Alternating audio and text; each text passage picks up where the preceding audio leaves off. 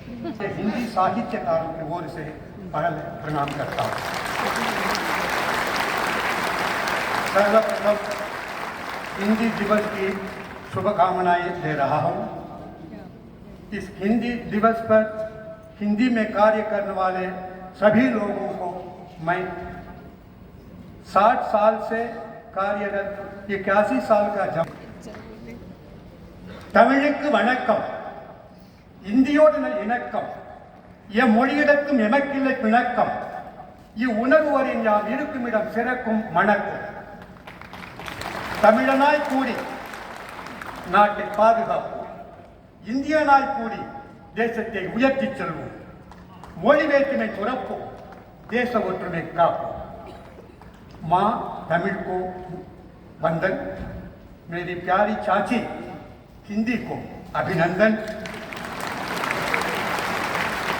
किसी भाषा से नहीं अन्य मन यह भाव हो तो सर्वत्र अमन चमन. तमिल भाषी बनकर देश की रक्षा करें, भारतीय बनकर देश को ऊंचा उठावें, भाषा भेद दूर कर ஈன்று புறந்தறிதல் என் தலை கடனே, சான்றோன் ஆக்குதல் தந்தைக்கு கடனே, வேல்வடித்து கொடுத்தல் கொல்லருக்கு கடனே, நன்னடை நல்கள் வேந்தற்கு கடனே, ஒல்குவால் அன்று सममुखी. आप लोगों को आज के जमाने पर ले जाना चाहता हूं. मतलब है जन्म देकर विश्व को देना, जन्म देकर विश्व को देना मां का काम है. विद्वान बनाकर उसको उन्नत करना पिता का काम है. भाला तेज कर देना लुहार का कार्य है. सच्चरित्र गढ़ाना राजा का कार्य है. उज्ज्वल तलवार चलाकर युद्ध में गज को मारकर विजय दिलाना युवा का कार्य है. ये संगमकालीन साहित्य, जिसने कहा यावम मूरे यावरुम केलिर, सारी दुनिया हमारी है, सभी लोग हमारे बंधुजन हैं. उसमें पोन्मुरियार कहते हैं कि जन्म देना, भारत माँ हमारा जन्म देती है ना, इसीलिए वहाँ माँ का काम हो जाता है. विद्वान बनाकर उन्नत करना पिता का कार्य है, उसे हमारा शिक्षा मंत्रालय कर लेता है. और वो भाला तेज करना, यानी उस जमाने में लुहार का कार्य था, आजकल उसको DRDO कर लेता है, रक्षा मंत्रालय कर लेता है, वो आजकल गृह मंत्रालय का है, इसलिए वो राजा का कार्य करता है.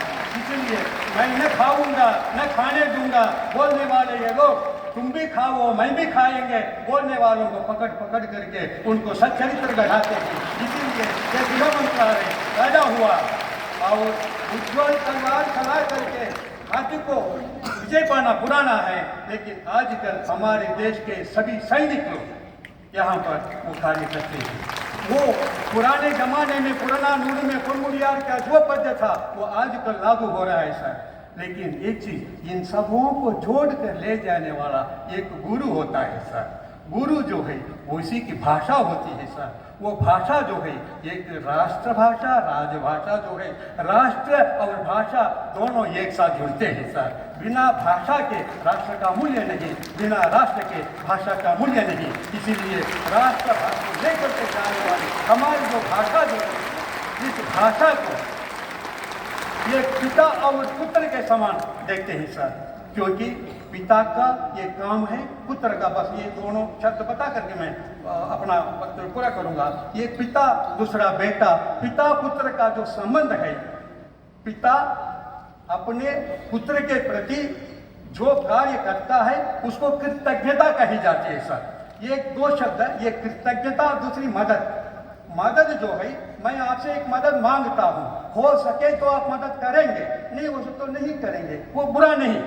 लेकिन कृतज्ञता, आपने मेरे प्रति कोई मदद कर ली है तो आपके लिए कोई तकलीफ है तो आपके प्रति जो दिखाना है वो मेरी कृतज्ञता हो जाती है. वो होना चाहिए सर.